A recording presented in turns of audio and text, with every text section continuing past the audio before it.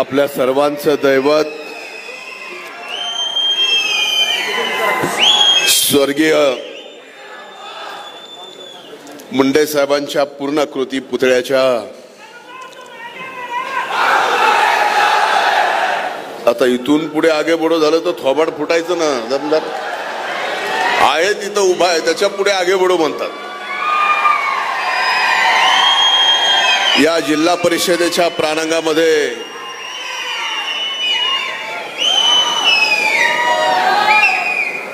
आज स्वर्गीय मुंडे साहेबांच्या पुतळ्याच्या या अनावरण कार्यक्रमासाठी इथं उपस्थित महाराष्ट्राचे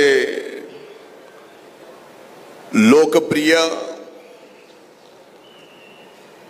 आणि महाराष्ट्राचे विकसित असलेलं नेतृत्व आमचे मार्गदर्शक आदरणीय मुख्यमंत्री देवेंद्र भाऊ फडणवीस, व्यासपीठावर उपस्थित सार्वजनिक बांधकाम मंत्री माननीय शिवेंद्रराजे भोसले, ग्रामीण विकास आणि पंचायत राज्याचे मंत्री माननीय जयंत भाऊ गोरे, माझ्या भगिनी पर्यावरण आणि पशुसंवर्धन मंत्री माननीय पंकजाताई मुंडे, व्यासपीठावर उपस्थित विधिमंडळातील माझे सहकारी माननीय संभाजीराव पाटील निलंगेकर, इथं उपस्थित विधिमंडळातील माझे सहकारी माजी मंत्री संजयजी बनसोडे आणि ज्यांना कायम मी नामदेव पायरी म्हणतो ते औशाचे दुसऱ्यांदा निवडून आलेले आपले आमदार अभिमन्यूजी पवार,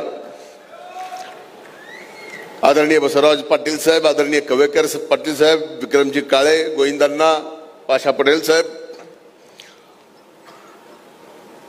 व्यासपीठावर उपस्थित जिल्हाधिकारी, जिल्हा परिषदेच्या जिल्हा मुख्य कार्यकारी अधिकारी आणि उपस्थित व्यासपीठावर असणाऱ्या सर्वांची क्षमा मागून आजच्या या कार्यक्रमाला इथं उपस्थित स्वर्गीय मुंडे साहेबांवर प्रेम करणारा प्रत्येक जाती धर्मातला माणूस इथं उपस्थित आहे.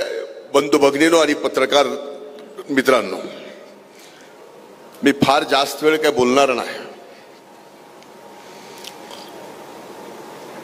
कारण यानंतर 3 मंत्री आणि आदरणीय मुख्यमंत्र्यांचं भाषण होणार आहे. मी आदरणीय स्वर्गीय मुंडे साहेबांच्या संघर्षाच्या काळात, संघर्ष तसा त्यांना 5वीला पुजला तसा आमच्या कुटुंबाला 5वीला पुजलेला आहेच, पण मी सावली सारखं अगदी कॉलेज बुडवून सुद्धा, मग पहिली संघर्ष यात्रा असेल की 99ची परिवर्तन यात्रा असेल की गोदाकाठची यात्रा असेल, तो संघर्ष मी पाहिला आणि त्या संघर्षामध्ये फक्त सामान्य माणसाला न्याय मिळाला पाहिजे तेवढ्यासाठीच तो संघर्ष स्वर्गीय मुंडे साहेबांनी उभा केला. म्हणून आज आपण सर्वजण स्वर्गीय मुंडे साहेबांना संघर्ष योद्धा म्हणतो.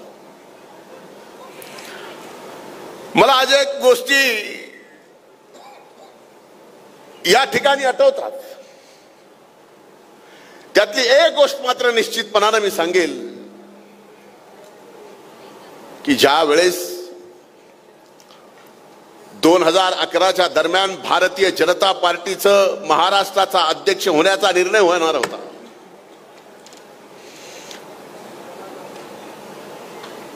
आणि तो निर्णय कुणाला करायचं तर आदरणीय स्वर्गीय मुंडे साहेबांनी जर पहिलं नाव घेतलं असेल आणि अध्यक्ष केला असेल तर विद्यमान मुख्यमंत्री आदरणीय देवेंद्र फडणवीस साहेबांना या ठिकाणी राज्याचा अध्यक्ष. उभा महाराष्ट्र संघटनेच्या माध्यमातून त्यांनी पालथा केला. एखाद्या आपल्या सहकार्याच्या पाठीमागे स्वर्गीय मुंडे साहेब उभे राहिले आणि तो जर कर्तृत्वान असला तर तोही राज्याचा मुख्यमंत्री होऊ शकतो. हे देवेंद्र भाऊंनी या ठिकाणी स्वर्गीय मुंडे साहेबांच्या मनातलं स्वप्न पूर्ण केलं. आपलं सगळ्यांचं स्वप्न होतं की एकदा तरी मुंडे साहेबांनी राज्याचं मुख्यमंत्री व्हावं. आपलं दुर्दैव की ते आपल्या जास्त दिवस राहू शकले नाहीत. पण एक वेळ निश्चित आहे की देवेंद्र भाऊंनी मुंडे साहेबांचा मिळालेला आशीर्वाद हा एकदा नाही, दोनदा नाही, राज्याचं तीनदा मुख्यमंत्री होऊन स्वर्गीय मुंडे साहेबांना स्वर्गात या ठिकाणी दाखवलं. आजही ते आशीर्वाद भाऊ आपल्या पाठीमागे आहेत याची पूर्ण जाणीव आहे. आज आपण लातूरमध्ये आलात, शेजारी आप्पाच्या शेजारी लगेच लागून परळी विधानसभा मतदारसंघ आहे.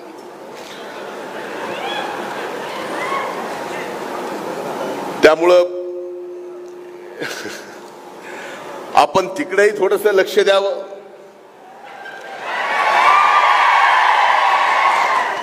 कारण ताईंना पर्यावरण आणि पशुसंवर्धन दिलं. आता गायी आणाव्यात तरी किती.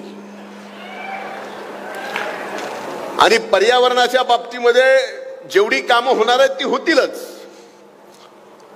पण बाजूला जे दोन माणसं बसलेत ना भाऊ आपल्या, तुमच्या डाव्या बाजूला राजे बसलेत. आणि राजाचं मन कसं मोठं असतं, ते मोठं मन आपण इकडे दाखवावं. आणि तिकडं जयंतराव गोरे साहेब बसले. तुमच्याशिवाय आमचा वाडी वस्ती तंडा आणि गाव सुधारणार नाही. हे दोन माणसं बसलेत, त्यामुळं स्वाभाविकच आहे. आणि आपण स्वतः राज्याचे मुख्यमंत्री म्हणून इथं आहात. मी मनापासून या मराठवाड्याच्या मातीत आपलं स्वागत करतो. आणि भाऊ एवढंच सांगतो, अधिकचं लक्ष दिल्यानंतर इथं सुद्धा आपण जे व्हायचं ते करून दाखवलंय. पण पुढे सुद्धा होत्याचं नव्हतं आपण करून दाखवाल एवढीच अपेक्षा आहे. स्वर्गीय मुंडे साहेबांचा संघर्ष अनेक जणांसोबत त्यांचा वारसा इथं बसलेला आहे. प्रत्येकांचा तो वारसा आहे. पंकजाताईल नाही वारसा आहे, तुम्हालाही आहे, मलाही आहे. हा वारसा जो आहे घेतला वसा टाकायचा नाही. आणि तो वसा स्वर्गीय मुंडे साहेबांनी फक्त सामान्य माणसाच्या विकासासाठी घेतला होता. आणि तो आपण सर्वांनी पुढे चालवावा.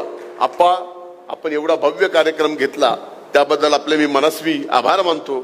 इथंच थांबतो. खूप खूप धन्यवाद. जय हिंद, जय महाराष्ट्र.